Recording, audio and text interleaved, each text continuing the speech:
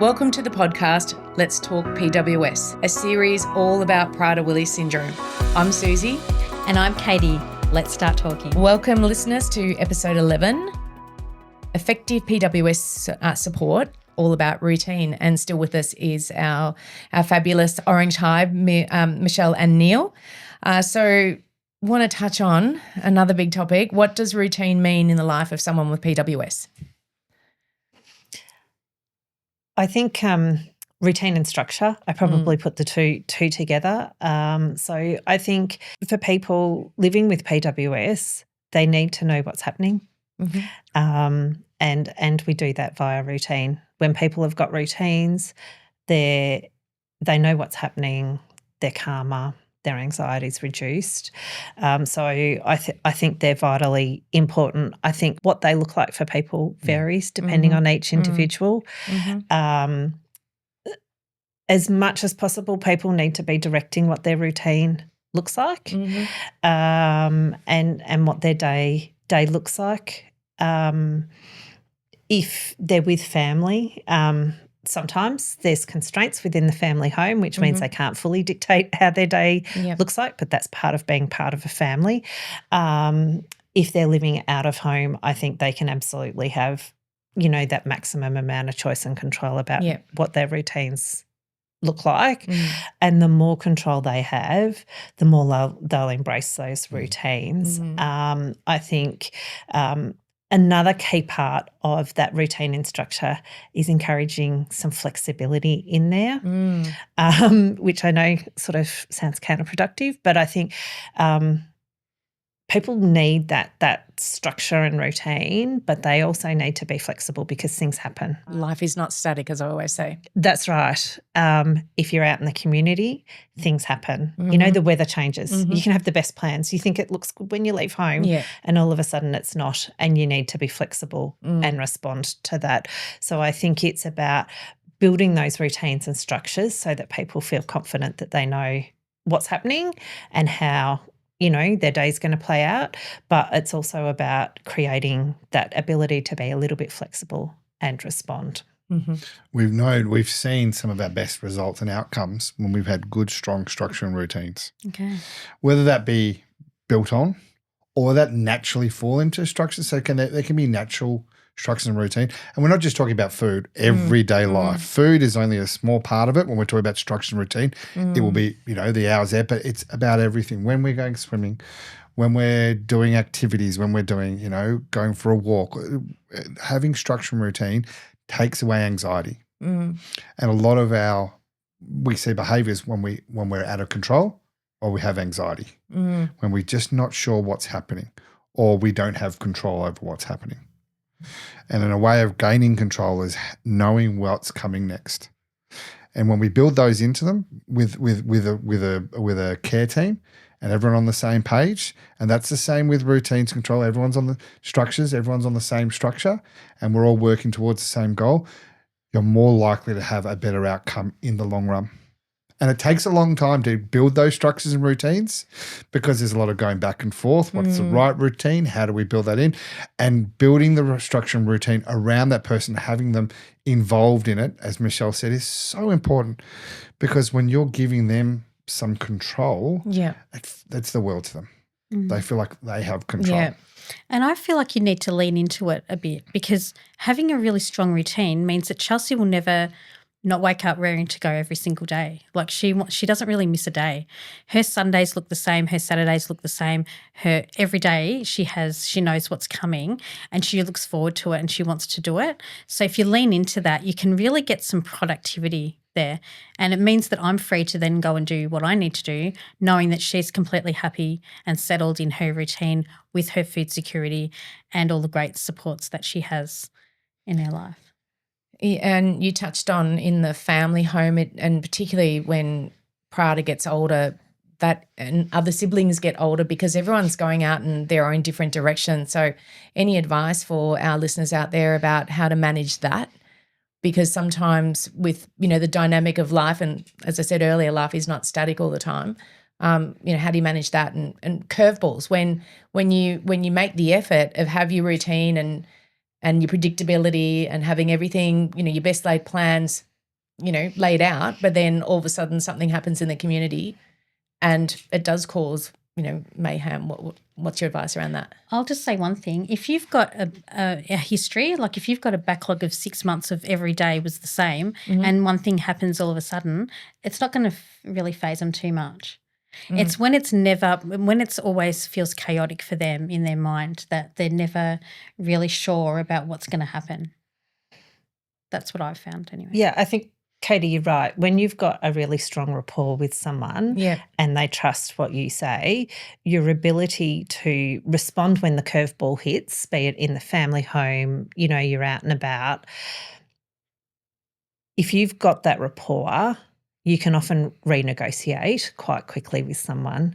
If you need to leave an event that they're really enjoying because it started to rain, if you can say, I know you're really enjoying it, but we need to go and we will come back next week or in a month's time, and they know that they'll go back in a week because you always follow through on what you say, then it does give you that ability to negotiate much more when those curveball hits. And I think for families it's complex. It is really complex because if you're juggling multiple routines,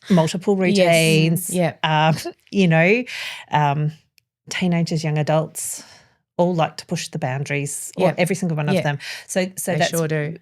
That's really complex for families to manage. But I think also getting the right supports around early and the right systems around early can alleviate some of those. Supports can't always respond really quickly, but,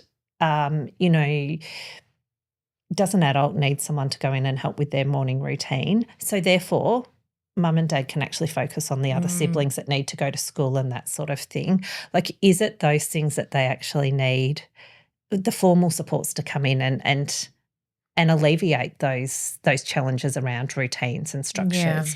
Yeah, exactly. That changed my life. When you suggested that I get someone to come in at 7:15 so I could just walk out the door to work, that was such a lifesaver for me. It unleashed me into I'd never felt so free in my life, that I was actually just able to go to work and not even think about how am I going to get Chelsea over that threshold in the morning, all dressed, all ready, everything done.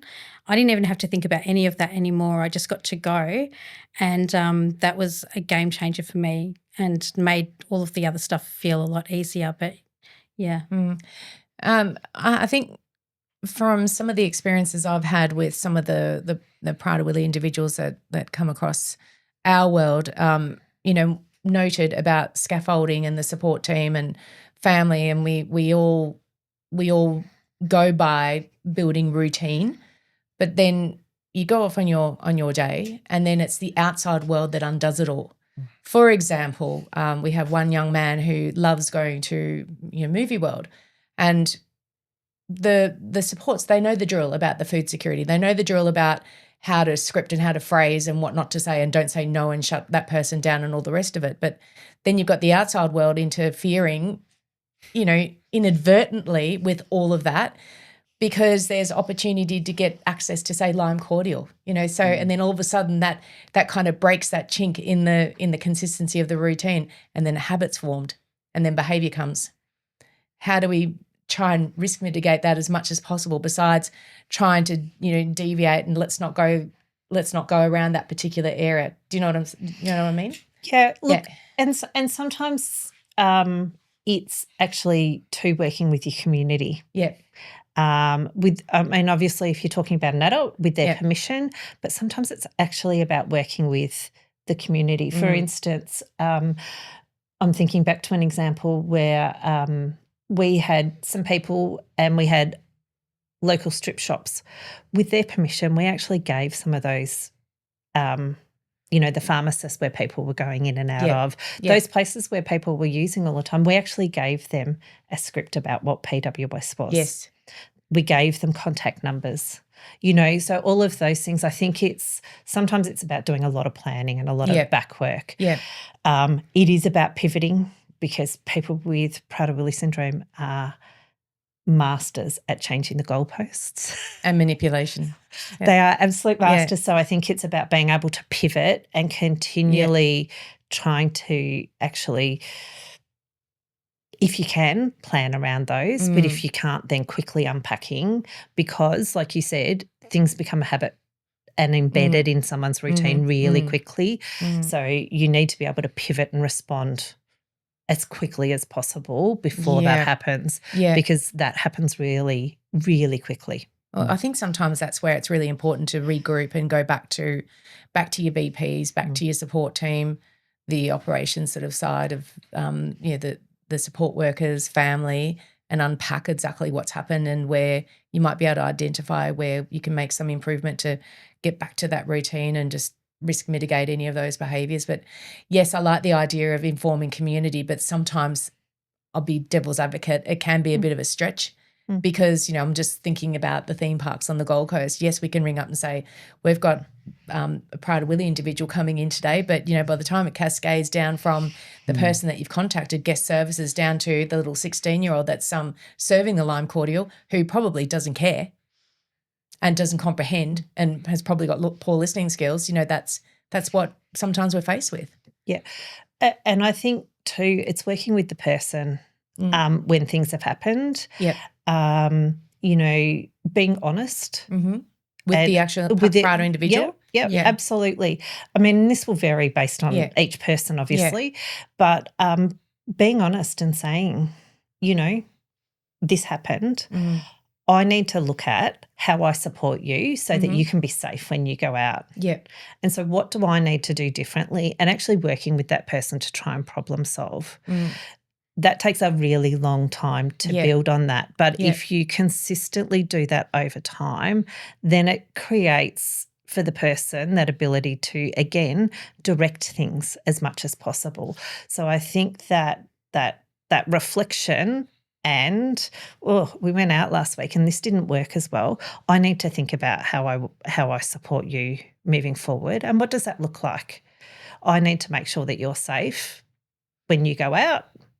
And so let's talk about what are some of the ideas. Now, to start with, you're going to have to do all of the work. Yeah. But over time, potentially some people do start to direct those conversations.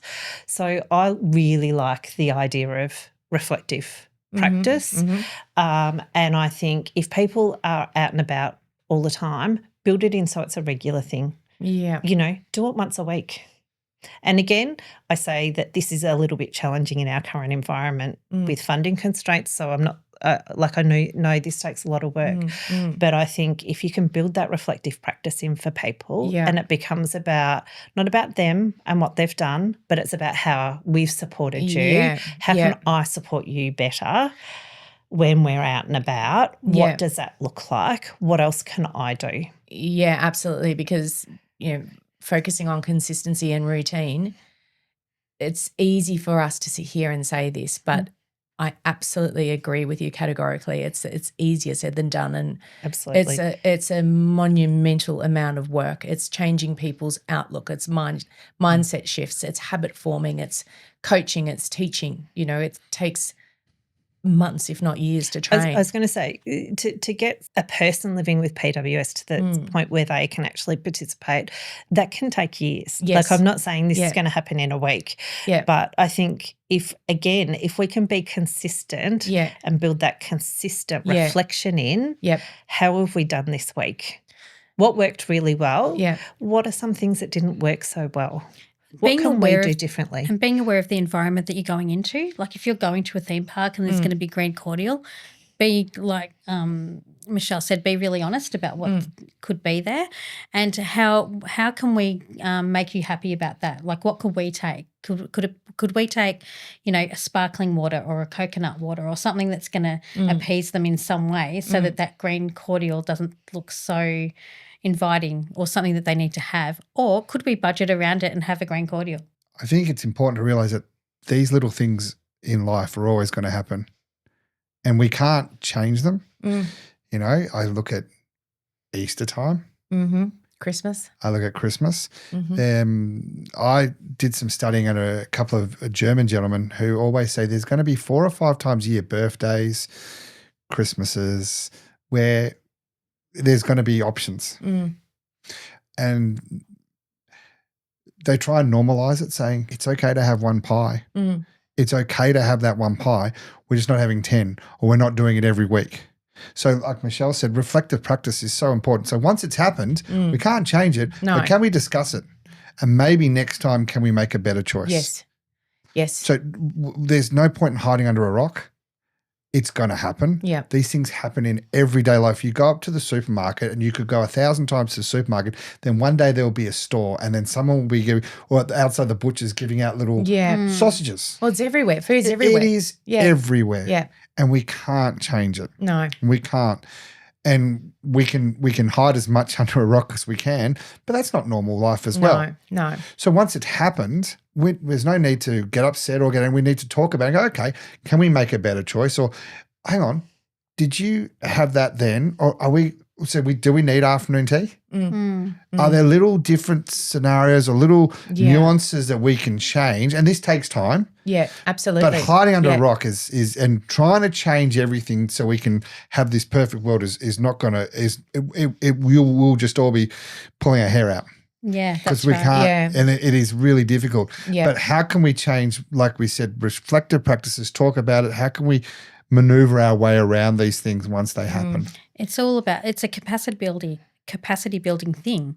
You know, once you become really fluent, you'll know how to do all of these things. And Chelsea's pretty good at coping with all of those things now, but it did, take some time. And I guess it's also managing parental fear as well. Absolutely. Because a lot of the parents out there, and I know you and I are both absolutely terrified about, just all the inherent health risks associated with Prader-Willi syndrome, and many of the parents are really concerned about the potential for high weight gain. And in that particular example about the cordial, yes, said individual was had been putting on kilos, and mum is desperate to try and rein that in. So I understand her fear and concern about that. So but then maybe that habit, maybe you need to move you well to not a great choice then, because there is only rubbish that's going to get you into trouble there. So like I said, it's consistency and routine. It's easier said than done. Yeah. But again, consistency and routine is also the conversation we have afterwards is consistent. Yes. So we don't talk about the same person turning up and going swimming every day at 12 o'clock. Yeah. We talk about the conversations we have, how a situation is dealt with. Is it dealt with in the same way? How what we talk about is done in the same way. How we have those communications are done in the same way. So they're always feeling like they're getting the same from everyone else. So that's why, like you said, chatting with mum about the cordial. Yep. So we sit down with mum, we have a chat about the cordial. You're like, right, is Movie World today the best option? Or are we going to Movie World every week? Or if we're going to Movie World, are we going once every 6 months? Yep. So then the cordial is not as much of an issue. And reduced the exposure to it. Exactly. Yeah. Yeah. Well, it's a challenge. It is. All right. Well, thank you very much for that wonderful contribution and insight. Yep. Thank you for listening, listeners, and stay tuned to our next episode. Fantastic. Thank you. Thank you. Michelle and Neil. Bye. As we close tonight, don't forget to sign up as members at pws.org.au, where you'll also find ways to donate and sponsor our various projects and initiatives. Please remember to like, follow and share us on our socials. And until next week, let's keep talking.